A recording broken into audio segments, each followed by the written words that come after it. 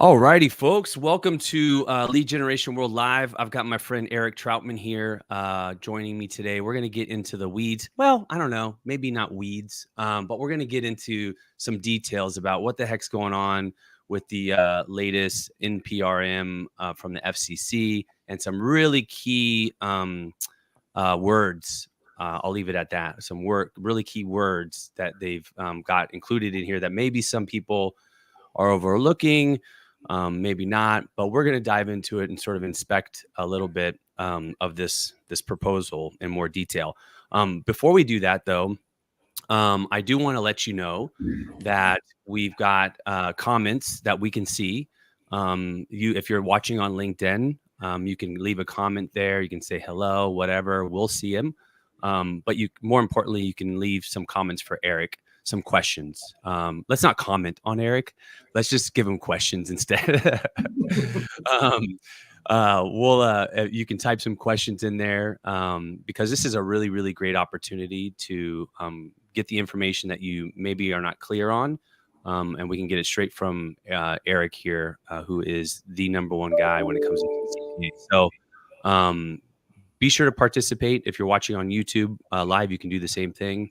You can leave a comment there and we'll see it as well. So let me go ahead and introduce Eric Troutman of the Troutman Amin Firm. He is a big participant in the lead generation space as it has to do with TCPA regulations and FCC and really a whole bunch of different things.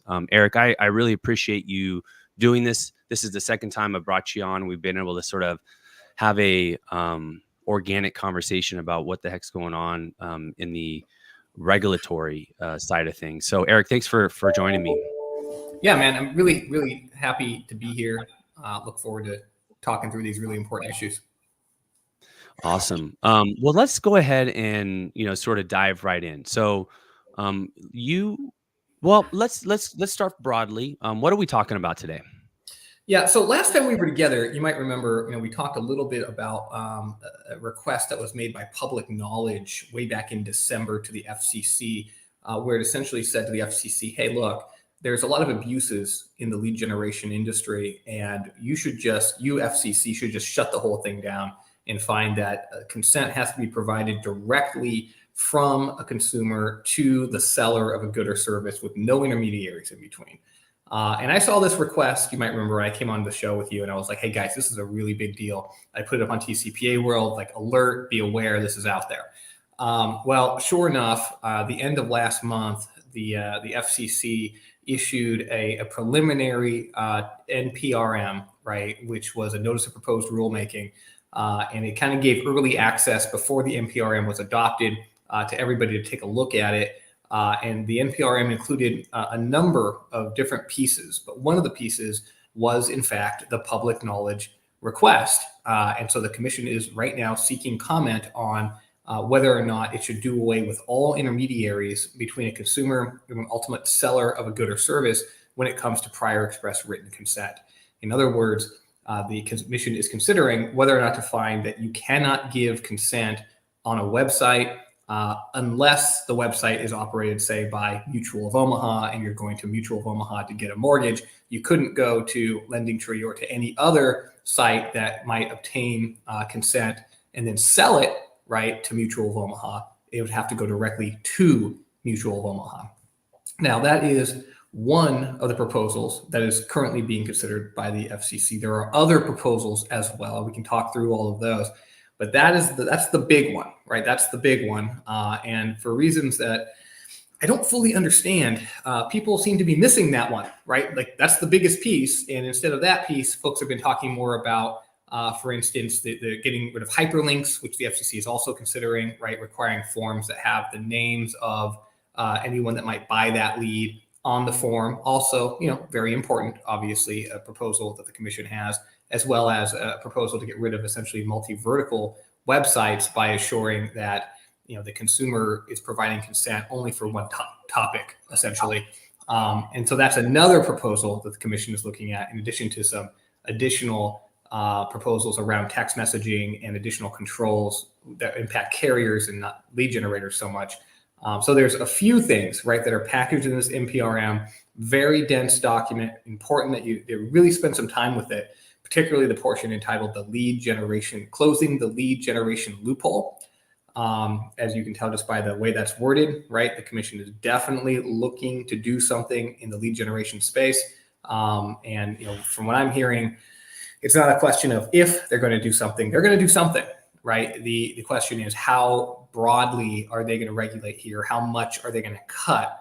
And that is kind of to me, that's the big issue, getting out there and as we have with Reach, we'll talk about Reach here in a second, basically saying, look, we acknowledge that there's been some abuses here, but at the end of the day, there's been no regulation. So lead generators will be forgiven for operating within the letter of the law when there's no other standards out there that tell them what is and isn't permissible.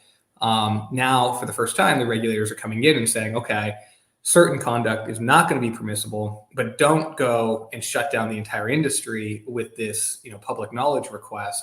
Give us clear guidelines and see that they'll follow those guidelines.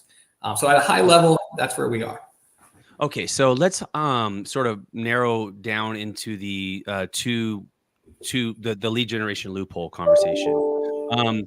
Now, just to reset a little bit, hasn't it always been, I don't know if it's illegal, and you correct me if I'm wrong, or problematic for a company to distribute someone's information to non-specific category? So if someone fills out a mortgage or whatever it may be for whatever product, and that gets sold to sent to somebody else, and for solar or whatever, hasn't that always been, or not always, but hasn't that been an issue that is for the last at least 6-7 years now already? Yeah, so multi-vertical forms are a problem. They've been a problem in my view. Are you talking? So when you say multi-vertical form, you're talking about like a co-reg form? No. So I'll give you an example, and I'll pick a real life example. Okay. So and I don't know if this is still happening, but it used to be happening. So like Realtor.com. I'm just going to call out somebody. People love it when I do this. So you go to their website, right? And at least in the old days, there was a form, and it would have an address that somebody might be interested in, and there would be like a little form fill where the consumer could put in, hey, I'm interested in learning more about this address, right? And then when you click the button, the little button would say, contact an agent, right? So from the consumer's perspective, you are emailing an agent, right, about this property.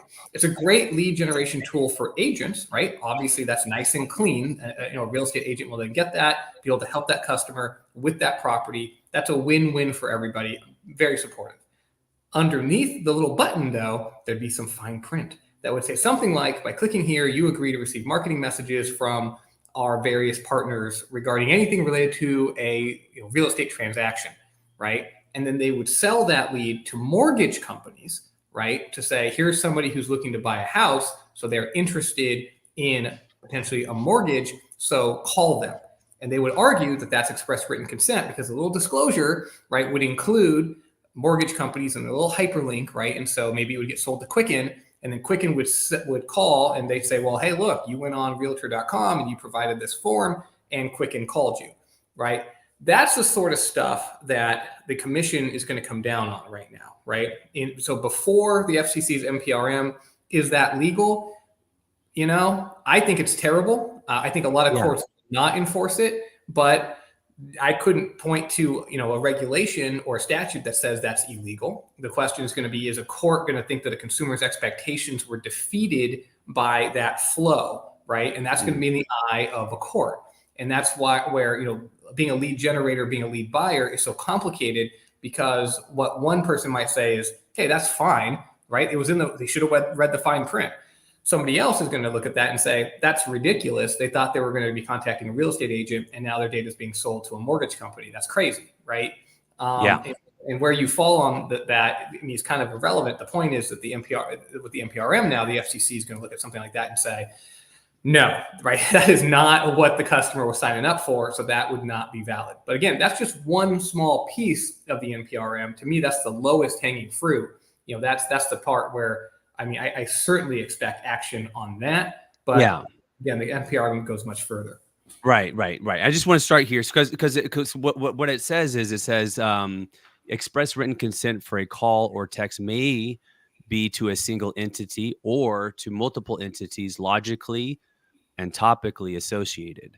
So, if a mortgage, according to this and how I would interpret it, if someone is on a form and wants to get mortgage rates and it says you're going to, Lending Tree, I hate to use a company as an example, but when banks compete, you win, which is actually true. You can go fill out that form and get banks to call you, and they're topically and logically associated. Banks and mortgage rates together are together. But if it were to be sent to, life insurance, that makes no sense, and that would be against this proposed rule. So that all makes sense, and so that's probably, I think a lot of people looked at that and go, oh, okay, that makes sense, right? And then they go down to the next one, which is a step up, right, or a step up, which is whether consent must be provided directly to the seller. So first of all, I know you highlighted directly, which is the important keyword, but to the seller, how do they define seller? Yeah, and so that understand that the FCC and public knowledge doesn't really understand the lead generation industry, right? So when they say seller, they don't mean the lead seller. They don't mean that. They mean the ultimate seller of the good or service. So in our last example, it would be the mortgage company, right? It would be Mutual of Omaha. I don't know. I've just been picking on Mutual of Omaha a lot lately. So it would be Mutual of Omaha, Yeah. right? Is the seller of the product in that case, right? The mortgage loan. So what that proposal is that the consent has to be provided directly to Mutual of Omaha. Otherwise, it's not going to be a valid consent. Yep. So, okay. So where, these are all proposed ideas, right? And obviously not all are going to go through, and obviously you guys are writing a letter. I believe the Consumer Consent Council is also involved. PACE, number of organizations I think are writing letters. What are they called? They're not called letters, but what's the formal legal? Formally, they're called comments. Although Comments. we're also holding meetings, and we can talk about that. And then following a meeting, there's something called an ex parte filing that takes place. So yeah, there's definitely a lot of action out there at the commission, and there should be, because this is very important. Yeah. So there's a comment process going on right now, and how long does that last? So the NPRM was released formally last week, a week ago today. And so one thing I should note is the original version of the NPRM came out in late February. On March 9th, REACH, right, which is the organization that I'm the president of, Responsible Enterprises Against Consumer Harassment, a lead buyer side organization setting standards in the lead gen industry, we submitted a comment, really it was an ex parte, on March 9th, ahead of the open meeting that the FCC had on the 16th.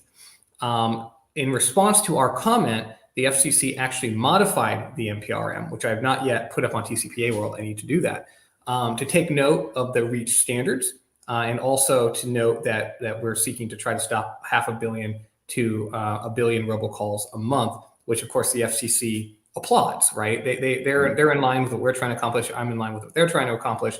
And so there was a modification of the NPRM. The new final NPRM is out now. Again, that was just released the 17th.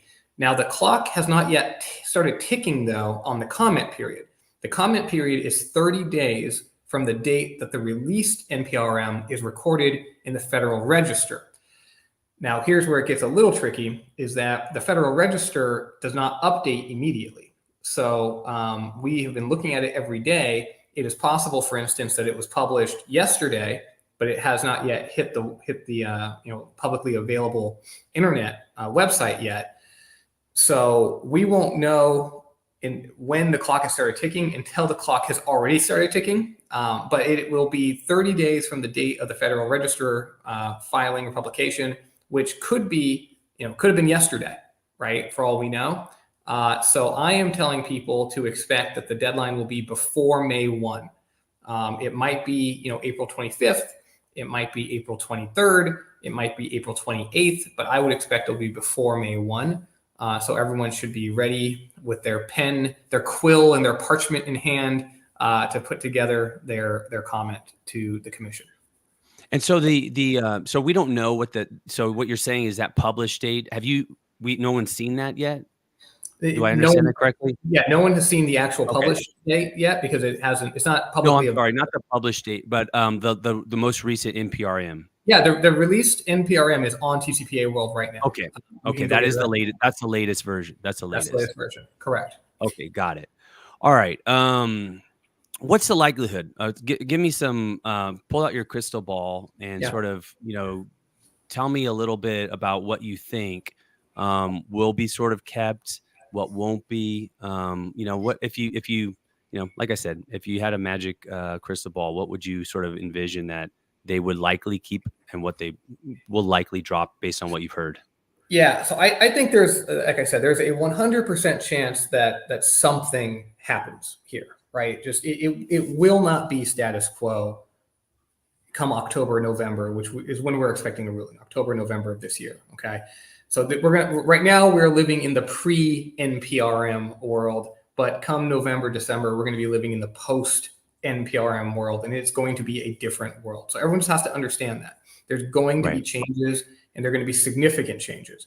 I think the easiest thing to predict is that the first portion that you were reading earlier about logically and topically related, I think that is very likely to go forward. I think that it's virtually guaranteed that the FCC is going to require a logical and topical connection between the website and the form and the seller, or the lead buyer, right? There's going to have to be that connection. I think that is almost a foregone conclusion that is going to occur. Okay, so that's issue one. Yeah. Issue two is hyperlinks, right? There's been quite a push from the commission and from the FTC on hyperlinks. They don't really love hyperlinks. I think that the door is still open to a reasonable number of entities behind a hyperlink, right? Assuming, of course, that the whole thing doesn't get shut down, which we'll talk about here in a second. Yeah, and you're just point of clarification, when you're talking about hyperlink, you're talking about the hyperlink disclaimer that shows, potentially a lot of different partners. That's what you're referring to? That's right. I'm not talking about a consent form being hidden behind a hyperlink. That is not ever going to be viable, right? Because consent always has to be conspicuous. When I'm talking about hyperlink, you have it exactly right. It's the hyperlink of like the marketing partners or the affiliates or the lenders that we might sell it to, right? That hyperlink is what we're talking about. For instance, in the REACH standards, we allow hyperlinks, but we limit it to 35, right? Good or service providers that might be connected with that consumer by virtue of that lead. It is conceivable that the FCC imposes a tighter limit. It might even be lower than 35, right? I'm hoping for 35. That was our proposal. We're hoping the commission goes there, but it is possible that the commission says you can only have 5 or 10, right? In a hyperlink.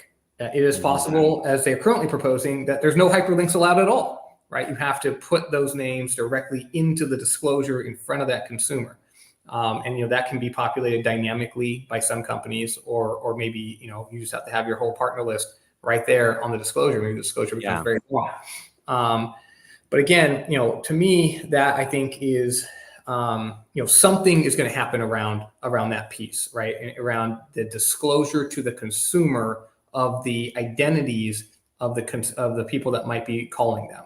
And again, right, I am completely supportive of that. The REACH standards require a disclosure to the consumer of the number of entities that might be contacting them, and also require, again, no more than 35 to be part of that hyperlink. The FCC is likely to have standards that are similar to, perhaps not identical to, those REACH standards, but hopefully, just for sake of unity, the commission does adopt the REACH standards. That's one of the things that we're going to be asking them to do. So there'll be some action there. We'll have to wait and see, exactly how the comments shape out. And then of course, we'll have to wait to see what the FCC eventually does. But I do think, again, there's a very high likelihood if intermediaries are going to be permitted, that there's going to be a requirement of a limitation on the number of companies that can be part of a disclosure, whether it's a hyperlink or otherwise. And then third, and there's other potentials here as well. I'm just giving you the big, most likely buckets, right? The third is the public knowledge proposal. And again, this is the proposal where the FCC says essentially prior express written consent cannot be obtained through an intermediary at all. It has to be obtained only by the end good or service provider, the Mutual of Omaha, the Loan Depot, the Progressive, the Geico, the Liberty Mutual, and there can't be anybody in between in that chain. And I am hoping that the efforts of Reach and our efforts and your efforts right now, trying to spread this word, right, are going to be enough to get other people, major stakeholders, to come to the table. I know Quinn Street's already done a nice job of getting out there in their, very kind of nuanced and sophisticated way, trying to have the FCC understand this. We're out there talking to folks.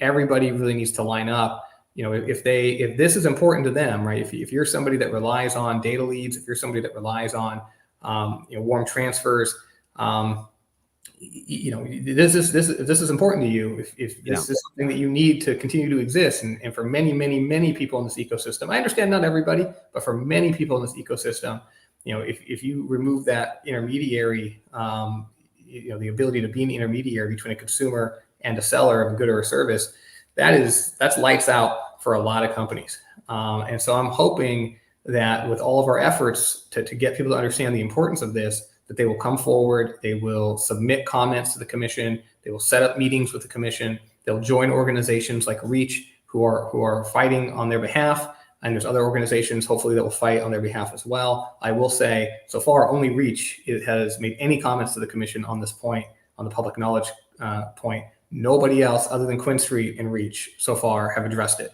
And that scares me, right? Because we're already, it's been essentially a month since the first version of the NPRM has been out there, and there's only 2 voices so far. So, we really need other folks to come to the table. You've got time. That's the nice thing, right? You're going to have about 30 days here. So it's not like it's over. Get out there, build that record, tell the commission, right? How will this hurt your business, right? Will you have to lay people off? Will you suffer some massive catastrophe? How will consumers be impacted, right? Are consumers going to lose information? Are they going to lose access to outreach that they would find valuable? Are there going to be less avenues for consumers to be engaged with and to engage with important goods and services that they need to stay healthy, that they need to stay financially healthy? There's a lot of value. I truly believe, people ask me all the time, like, how much are you getting paid for this, Troutman? Do you know how much I get paid for my advocacy for this industry? $0, not $1. Troutman Firm does everything for Reach for free. We don't charge a buck for it. Everything I'm doing right now for this webinar on TCPA World, everything I do, it's for nothing, because I believe that this industry is good and that it does good things for consumers. And so I don't want to see the entire industry shut down because of the actions of, it's more than a few, let's be real, but because of the action of bad actors. You've got good actors and you've got bad actors and you've got in-between actors, right? And for the sake of the good actors, I really want to save this industry. So anyway, I'm hoping that other people will help us to do it. Yeah, and it's who knows who's listening right now. So it's worth explaining too that this wouldn't just affect lead generators. It affects the billion-dollar industries that are buying leads on a regular basis so that they can scale their business beyond just their own brand. So it's a if you can't buy leads and from a source. Because if they're exclusive, costs go up, whatever it may, it's gonna drive a lot of different issues. That's business and revenue that they're just not going to be able to do anymore, right? They're not going to be able to gain those new customers if they aren't able to leverage other brands to drive that traffic and to generate those leads. And so, it's much bigger. So obviously, lead buyers and brands need to be very mindful of what's taking place as well. I think, to be honest with you, and I could be wrong, but I think a lot of them sort of sit back and go, well, it's not going to affect me. But I don't think they really understand that if a lead generator isn't able to leverage a multi-sale opportunity, that it could absolutely affect them. And then to the consumer point, absolutely, consumers are shopping for a lot of these products no matter what, right? if they can go to a one source to be able to shop for a product or service and get quotes in an efficient way, they're more likely to find and purchase that product versus going to one form here, going back onto the search and going here, here, here, here. It's just not efficient or effective for the consumer. So the process is actually quite amazing, frankly. But it does need to be narrowed and cleaned up, and I think most of the industry, especially the good players, support that. They get a bad name because of these these jackasses doing stupid shit out from wherever their garage is, and so it's unfortunate. But yeah, so I think that's important for everyone to get extremely involved with this, and so I appreciate you doing reach and also getting on this podcast to talk about this sort of stuff. So okay, so that my question which led us here is what you thought what might be adopted and what may or may not. And so you left off on, I think, The last one. the last one, which was directly to the seller, correct? Which you thought probably not as likely. Well, I'm hoping, and that's where I kind of rambled for a little while, because I'm hoping that the call to action that we are all embarking on, and it's so funny because from a certain perspective, like this is a sale, like we're selling somebody on something, like we're selling the need to get involved in this process, and it takes many exposures. To your point, Mike, I mean, I've got just a ton of lead buyer clients, right? That's how I got involved in this industry, because I represent the big buyers that are making 1 million calls a day and relying on buying a bunch of leads from folks that, they better be real. Otherwise, my clients are in a lot of trouble, right? That's how I got involved to begin with. And seeing the mindset of these brands start to kind of slowly recognize, oh, wow, if this NPRM goes forward, and we can't buy leads anymore, oh, that's a big deal. And the first time they hear it, it's like, the second time, third time, but by the fifth, sixth, seventh, eighth time, it's really starting to sink in. So the nice thing, I see Joey Langer's comment down here. The good news is I think we're going to see more brand participation, right? Some of these multi-billion-dollar big enterprises, I'm pushing them, obviously, Reach is pushing them. But I think from a certain perspective, internally, the message is finally starting to sink in. And I'm not saying they're thick-skulled or anything. They just have a lot of other stuff going on, right? The message is starting to sink in that, oh, wow, we really do need to get involved in this process, because if we don't, there might not be enough juice to sway and understand, right? The consumer bar, the NCLC, the National Consumer Law Center, Public Knowledge, right? These leftist groups, and I'm not trying to be overly political right now, but it's just, I mean, they're lefty groups, and there's a lot of allegedly consumer friendly folks over there in the Beltway right now that really are in to a certain degree the pockets of the plaintiff's bar, right? Who is extremely powerful. The plaintiff's trial bar in this country is very, very powerful. And the NCLC in particular, in my opinion, carries their water, not really the water of any consumers. They're very, very potent, very powerful out there with this particular administration. They're definitely in the ear of Chairwoman Rosenworcel and her staff and the staff of everybody at the commission. And they're doing their job, right? They're a special interest group. They're special interest groups. Their job is to push for their interest. So, everyone that's listening to me right now, like, you need to do your job and you need to push for your interests, because otherwise, I'm telling you, I guarantee you, it comes down to the prediction, right? And this is why it's so hard to predict.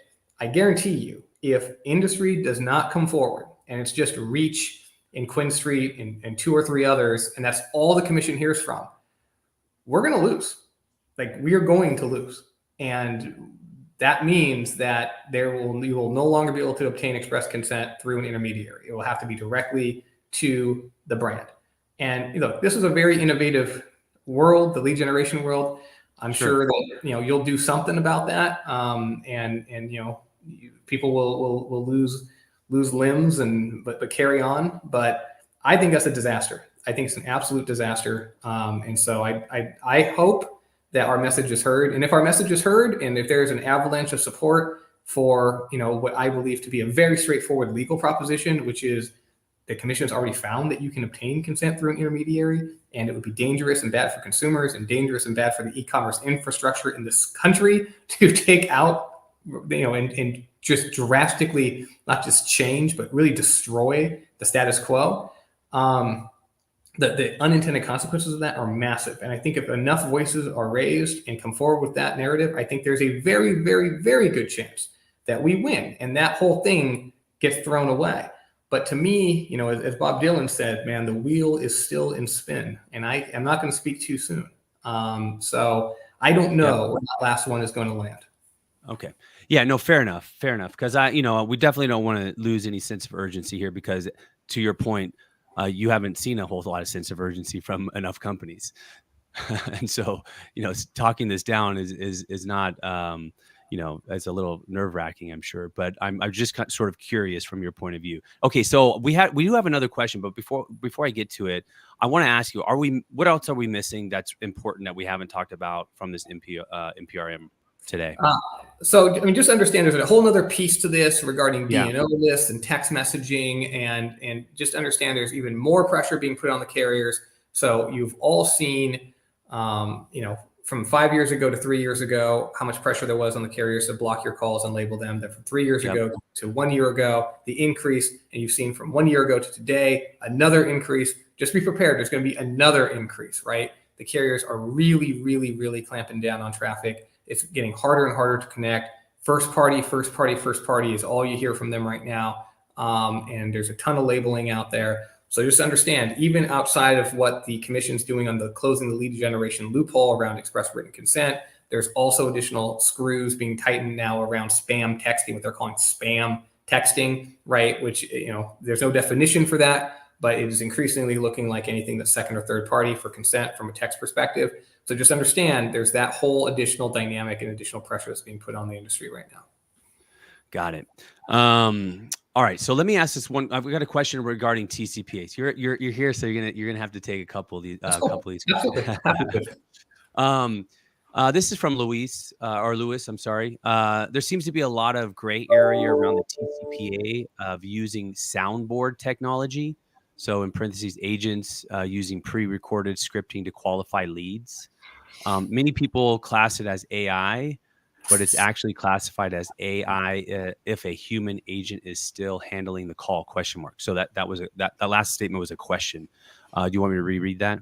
No, it's okay. You don't need to reread it. So understand from a TCPA perspective, whether AI is involved or not doesn't matter. The question is whether or not it is a pre-recorded or artificial voice that's being utilized. The FCC has ruled that avatar and soundboard technology is the use of a pre-recorded voice. I have my doubts on that, but that's the commission's ruling. So if you are utilizing that technology, you do have to have the prior express written consent of the consumer in order to use it. And again, in the future state post NPRM, if the public knowledge petition is granted, understand you as an intermediary could not use that technology even with prior express written consent. You could only use that technology to make an outreach with prior express written consent if you are the brand, you are the seller, you are the person who actually has the good or service to offer. So that's another example why public knowledge petition would be very painful for you. All right. Here's Brandon Bowski. Hey, Brandon. Good to see you too, Brandon. And Eric, how much of the proposed rules are typically enacted? I think we sort of touched on it, but just generally, I'm curious too. How seriously will the enforcement be taken if you're experienced and opinion? Well, the bad news is that usually an NPRM like this is adopted wholesale. I mean, you want the truth, that's the truth. Usually the commission, and it's not just the FCC, it's every government agency will come forward with a rule that is essentially baked. Now, that does not mean it is unchangeable. That does not mean that it will go forward as written. That's what this process is all about. But it is essentially like, this is what the wisdom and policymakers within that agency think they're going to do. This is their tentative ruling, if you will. And somebody has to really come forward and change their mind.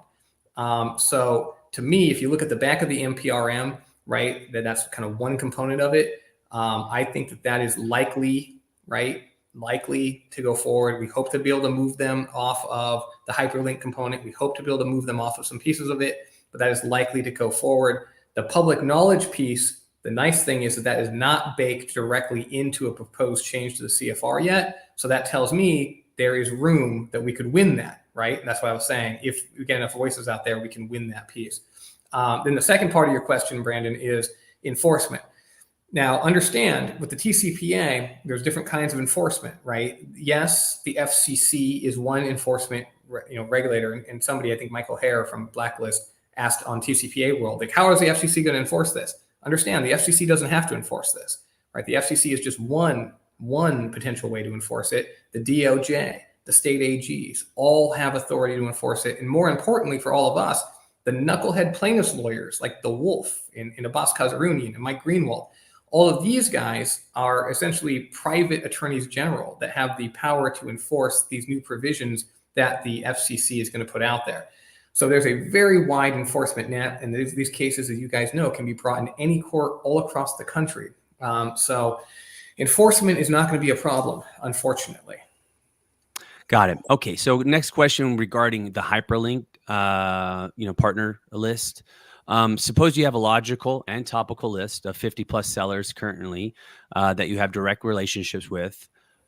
Would that then have to be limited to the agreed upon number of partners that the FCC comes up with? And then secondly, doesn't that then actually limit consumer choice?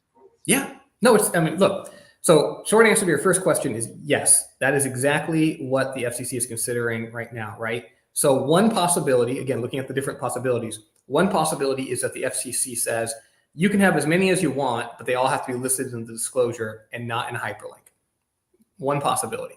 Another possibility is you can have a hyperlink, but you can only have 35 or 30. Another possibility is what you just suggested, that you can't have a hyperlink and you can only have 30 or 20 or 10 or whatever it is. All of that is currently in play. The commission might do any of those things, right? So, or as I said before, say you can't have a disclosure at all, right? Because you can't have any intermediaries. So, all of these things are right now on the table.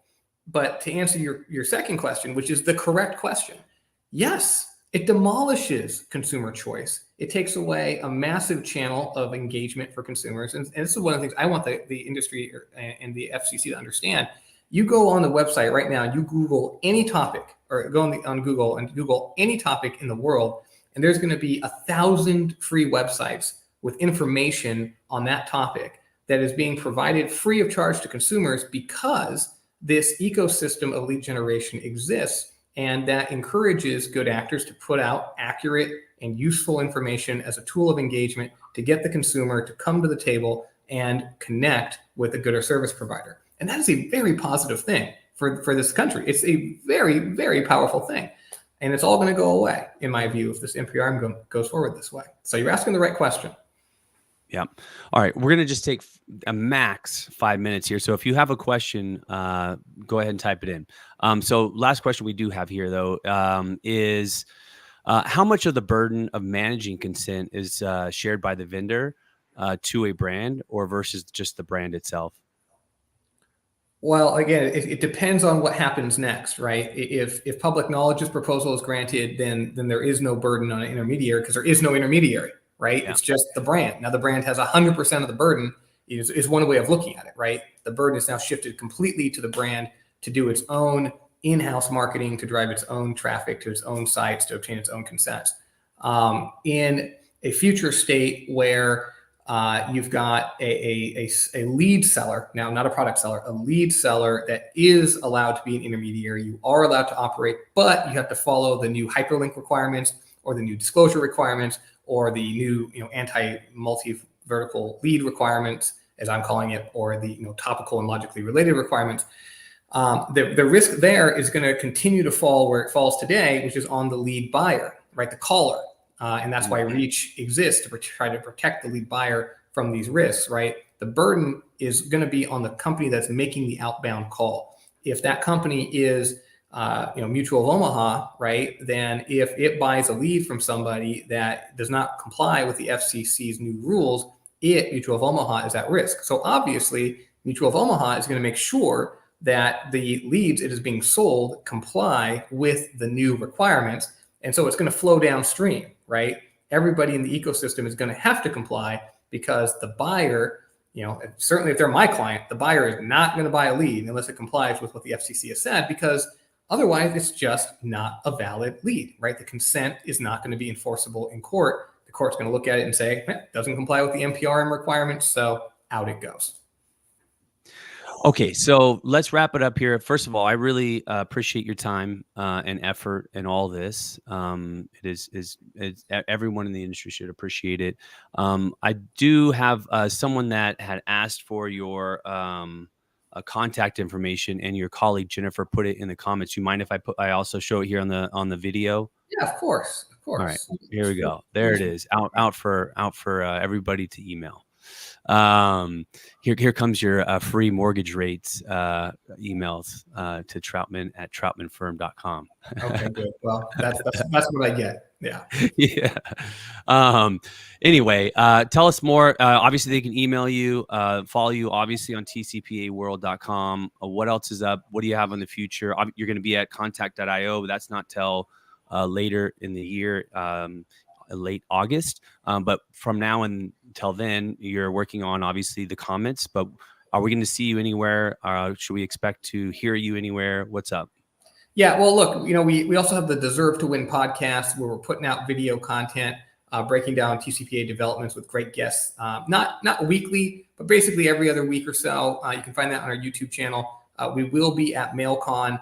We'll definitely be at Contact.io in force with the whole crew's coming out to that one. I'm really looking forward to it. And I'm sure there'll be some more shows in between. We always post our schedule on TCPAworld.com. So I'd absolutely love to connect with you folks at a show, or give us a call. Okay, cool. So before we get off, that last question looks like maybe I read it incorrectly. It was regarding specific to SaaS vendors. So let me find that original question and then see if we can. Yeah. Or do you remember it? Yeah, sure. I mean, it's basically who's got the risk, right? Platforms, live in a different kind of environment, and they're at least potentially safer than the brand that's making the call. But it depends, right? And there's a lot of pieces that go into this. So if you're a platform, you definitely want to get good legal advice. It's not something you can just kind of like listen to a blog on, or listen to a webinar on and get. But at a high level, right, if you are the platform is the one that's actually choosing the date, the time, the cadence, the content of the message, then yeah, you might be in harm's way. If you know that the user of your platform is violating the law, that's a problem. If you aren't doing proper KYC on the onboarding, and you're letting scumbags onto your platform that you should have known were going to violate the law because they've done it in the past, or they just have a reputation, or you should have known better, then that can be a problem. But if you're doing proper KYC, you're doing proper auditing to make sure people understand that they can't misuse your platform, you got disclosures, you can definitely protect yourself as a platform, and really, I think, avoid most, if not all, potential liability for the conduct of your users. But it's a bit of a fine line. So I definitely encourage you to seek legal advice on that. But no, understand, and it sounds like you do understand, that everybody in the ecosystem is going to be impacted by this. The lead sellers, the lead buyers, the platforms, the carriers, everybody, right? It has potential risk flowing out of this procedure, this process with the NPRM right now. So, I know I've been talking with some major platforms in the space, and they're very smart, and they're on top of it, and they're planning to comment to the commission because they understand it impacts them too.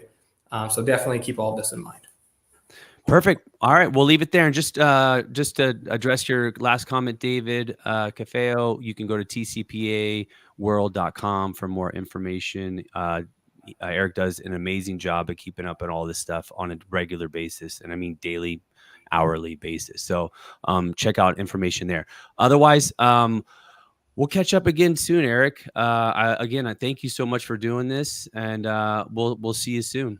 No, man, I appreciate everything you do, man. We'll talk soon. Bye, Mike. All right, talk to you later. Bye, everyone.